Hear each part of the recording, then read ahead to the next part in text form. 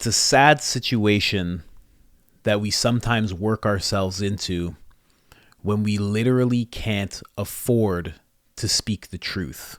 We can't afford to stand up to adversity or somebody that is doing wrong or harm to someone in the workplace or otherwise, when we can't afford to actually speak our truth in front of whoever we want. This is what this clip is touching on right now. It's Jordan Peterson, and he's talking about the importance of setting your house in order. And I never realized how important it was. And I love that he kind of goes over exactly what he did and the mind state there. And he talks about how you and I, regular people, how important it is for us to do that and how we can do it as well. This is a very informational piece. I'm Coach Colin, coolest high performance coach in the world. Hit the subscribe button for the best insights, podcasts, and videos you love. Right now, we're sitting at 53 minutes, 45 seconds. Let's get into it. Well, look, when I was working as a clinician, I had lots of clients who were in that position. You know, they're at work and they're being tyrannized by sometimes it was DEI types and sometimes it was DEI? just diversity, inclusivity, and equity.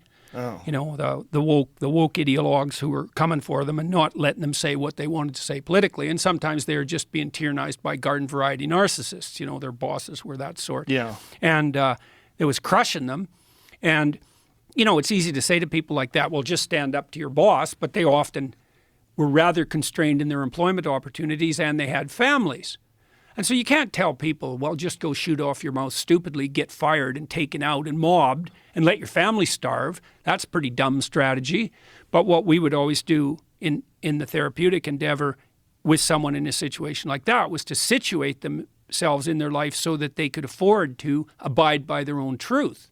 And so that might mean if you're in a job, let's say, where you don't have freedom of expression, you know, you get your resume or your CV polished up so that if necessary, you could make a lateral move relatively quickly.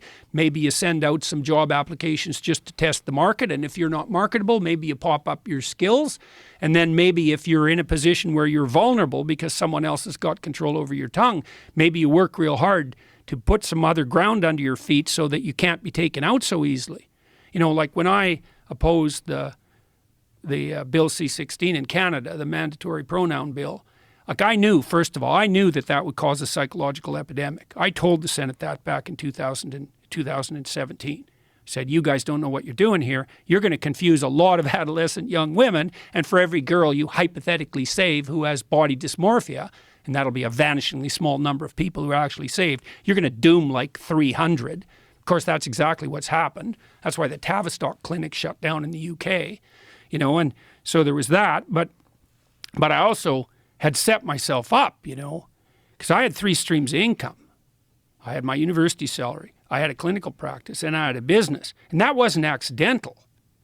You know, I knew from my clinical practice that if you wanted to say what you had to say, you had to put yourself in a position where you couldn't be easily taken out by the mob or the tyrant. And then I would say, well, if you're not in a position where you can afford to say what you have to say, then that's an indication that you haven't positioned yourself optimally existentially, you haven't positioned yourself optimally in life. Your foundation is too weak. And so, you know, maybe it'll take you 3 years to fix that, you know, so that now you're grounded firmly so that a casual objection from your boss or even being fired isn't going to take you out. It's not like that's easy. But I mean, abiding by the truth isn't easy.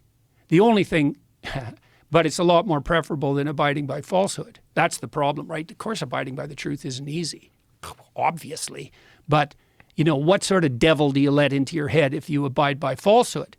And some of that might be just not saying what you have to say. And that's not just, you know. Mostly we regard sins of commission as more egregious than sins of omission. You know, an outright lie is worse than just failure to say what you know to be the truth. But when enough people are silent about things they know they have something to say about, then you have a tyranny.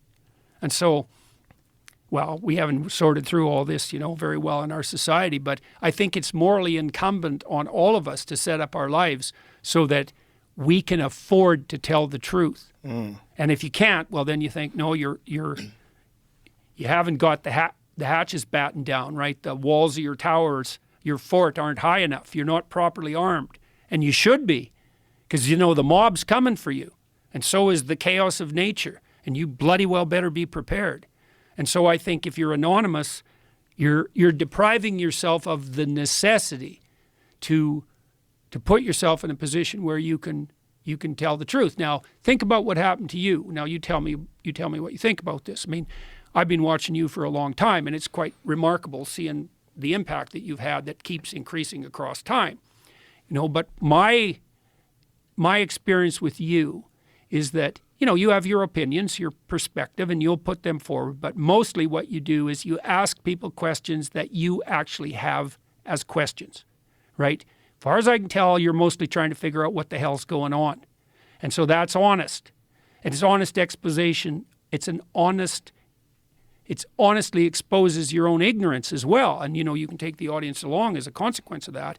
And for you, the consequence has been, you've gone from just doing this podcast, sort of a side thing for you, at least when it started, to being, I don't know if there's anybody who has more impact as a single individual on the media environment worldwide than you do. And that's all a consequence of actually truthfully admitting your own ignorance and saying what you had to say.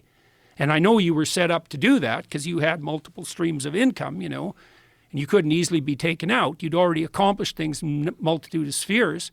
But think of the consequence of that. You think, well, would that happen to anybody who did everything they could to ask stupid questions and tell the truth? The answer is maybe. So you don't do that. You hide and you have your reasons. Your family's at risk. It's like, fair enough, man. But you deprive yourself of the great adventure of your life, and you contribute by remaining silent to pathologization of the whole society. So, well, that doesn't seem like a very good route to me. Absolutely amazing. Very well put. The importance of organizing your house. And it really makes me think, because like I even said in my last video, like I'm under review right now by YouTube, so they're looking at me fine tooth comb kind of thing. And I've always tried to live my life like that, but it's never been in like abundance. But I've always kind of had the kind of life where I could speak my truth as much as I wanted. And even with like YouTube, it's like a little iffy right now because I've never been at this point in it. But yeah, it's so important.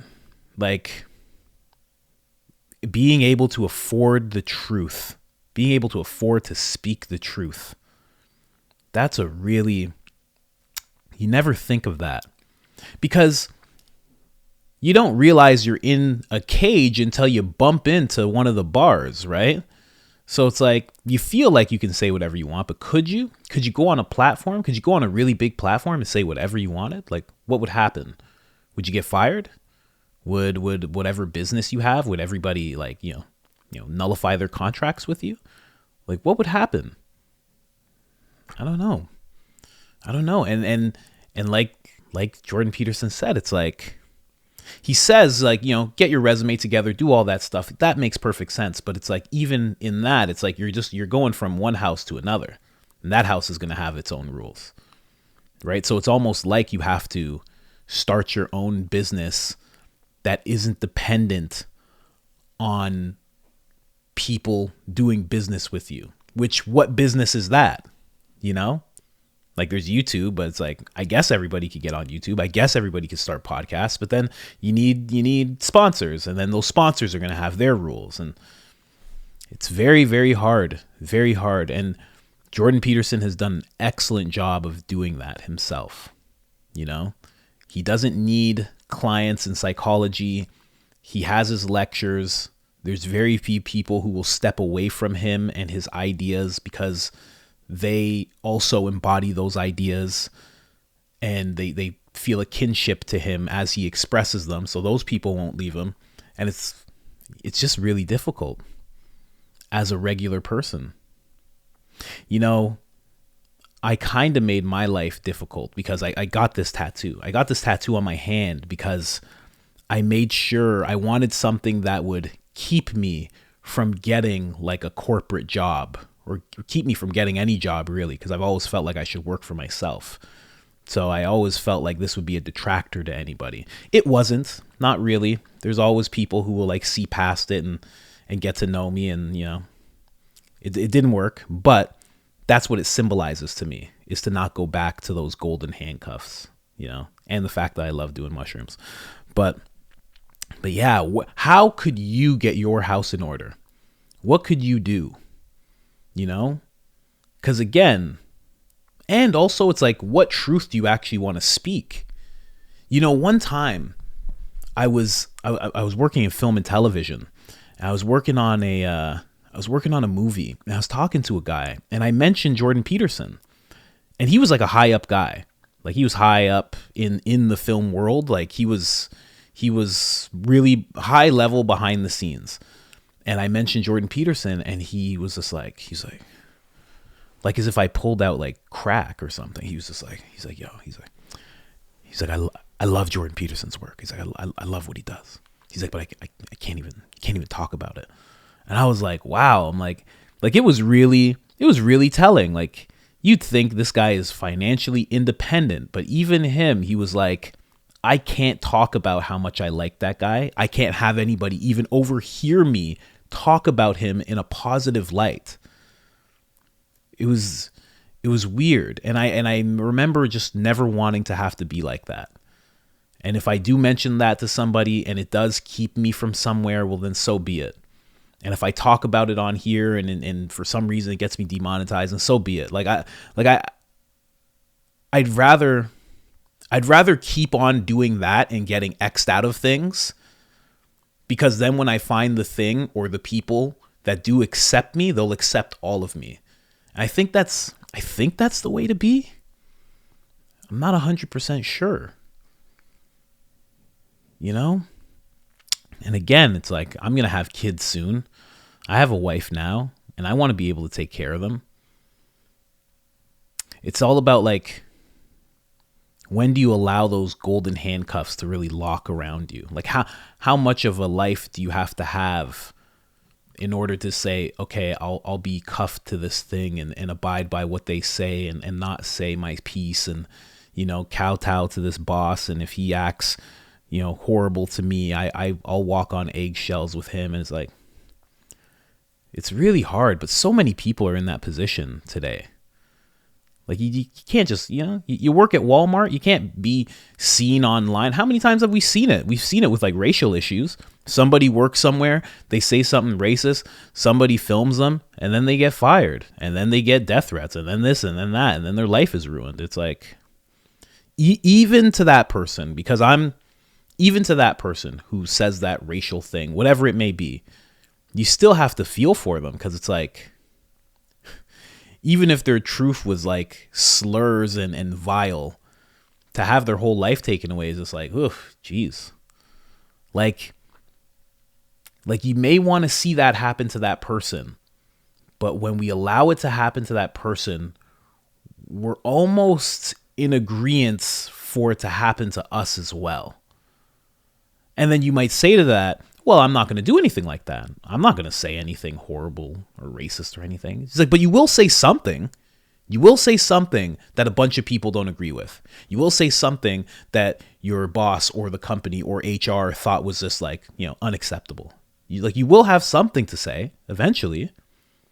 And if you don't have something to say eventually, that means that you're never going to say anything that goes against.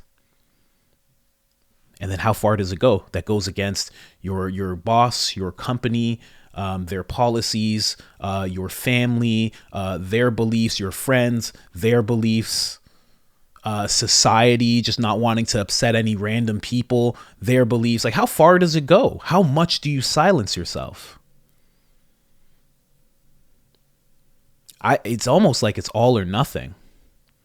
Because again, it's like, if you do a little bit, you're going to have to go the whole way with that line of thinking. I'd rather just go all in on just like, you know, I don't want to say not giving a fuck, but like saying what I have to say, obviously. But I think it's so important.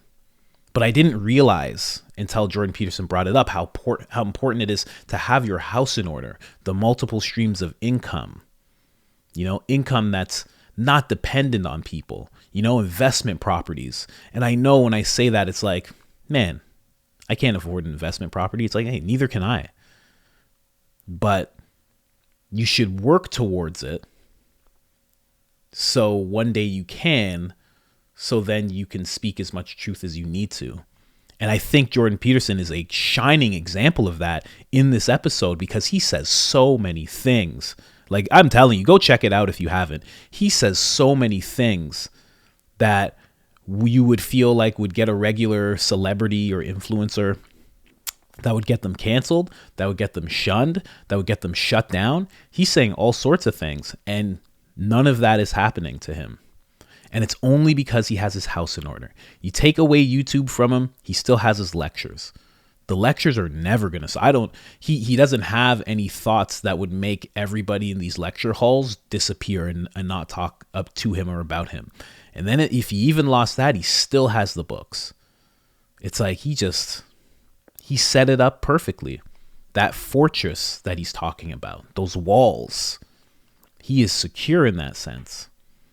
And I would invite everybody listening to this to think, how secure are you actually? A good test is, would you walk up to your boss right now and tell him to go fuck himself? Probably not. And don't do that. I'm not telling you to do that, but it's just really something to think about. It's a sad position to be in when you can't afford to tell the truth. And then what are the repercussions of that, not just to you, but society? Because how many millions of us are in that position? And when we're in that position, what is going to be allowed to happen to us and our fellow man because we can't say anything? How far does that go? I think it gets pretty detrimental. All right, I'm out.